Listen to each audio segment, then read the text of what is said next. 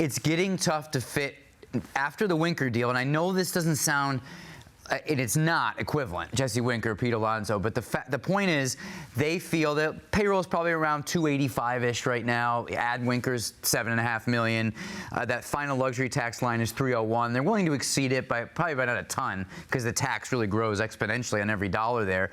So with Winker on board and with their full intention to do something they absolutely need to do, which is sign a high-impact reliever like a Tanner Scott, then it's like, where is the money for Alonso? The money exists. Every baseball owner can spend as much money as they want, but they're trying to operate businesses here within certain budget parameters, and the move to Winker is a move to a different budget plan, right, in addition to being a different roster plan. Right, and Pete's maybe not worth going over that ultimate luxury tax threshold, but maybe there's a bigger move out there that might be. There might be. Before we get to that, Zach, do you think this is the right move for the Mets to possibly let Pete go?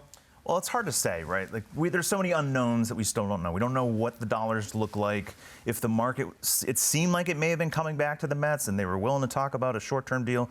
But a short-term deal could still be, $40 million per year. We don't know what the figures are. But if it's not, I've always been a little concerned about signing Pete for too many years at too many dollars. I just think the trend is not going to go in the right direction. So I'm okay with it moving on, even though, it looks like it's hurting their lineup right now. It's always sort of been the case with Pete Alonso that he's in some ways worth more to the Mets than he is to any other team. But of course, by that logic, he shouldn't be worth that much to the Mets. He's worth that much to the Mets because he's been a great sort of franchise icon, and he has the chance to set all these franchise records if he spends his career there.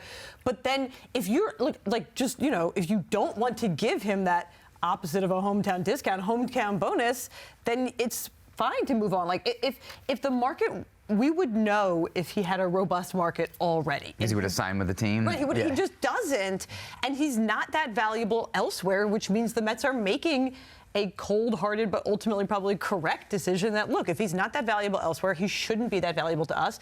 Because to your point, Andy, it's an opportunity cost thing. Even if you have a huge payroll, you still can't spend those dollars twice. So if you spend it here, you can't spend it there. And I agree with you that they don't, an implied thing that you said. You didn't say this, but you implied it. That reading between the lines. Reading between the lines, that people often say, if you're going to go over the luxury tax, why not go way over the luxury tax? And it's like, well, because for every dollar over the luxury tax, you're paying even more money. There is a material sort of magnitude difference the more you go over it. So, right, it's an opportunity cost regardless of how rich your owner actually is. But do you think, Andy, like you mentioned with Cohen, he's proven it. It's not just assumption because of what he's worth. He will extend. Do you think that Pete Alonso was a player that they felt that they would want to extend for? Pete Alonso is a player. It's kind of a nuanced answer. He's a player that they like. They want him. They think he's got a good heart. They think he's got a good power bat, and they would have had him back. But extend means do what Hannah's talking about, that hometown bonus, so to speak, which is a good term. So they clearly know. And another important thing here is that this is David Stern's show, and Steve Cohen has empowered David Stern. He doesn't want to be a meddling owner, so he's like, you're running baseball ops.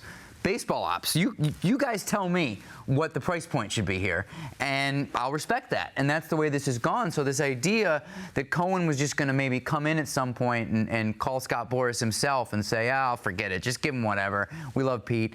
That's not the way Cohen wants to have this business run. I mean, he was active in the Soto deal because that's going to be an ownership. So is Hal Steinbrenner. That's an ownership level contract. But the Alonso thing, this is baseball ops, and I think we're all saying it's versions of the same thing on this front. A baseball ops calculation, clearly, not just the Mets, but plenty of other teams, that Alonso has a lot of worth, but here's the worth, and no one's willing to exceed that right now.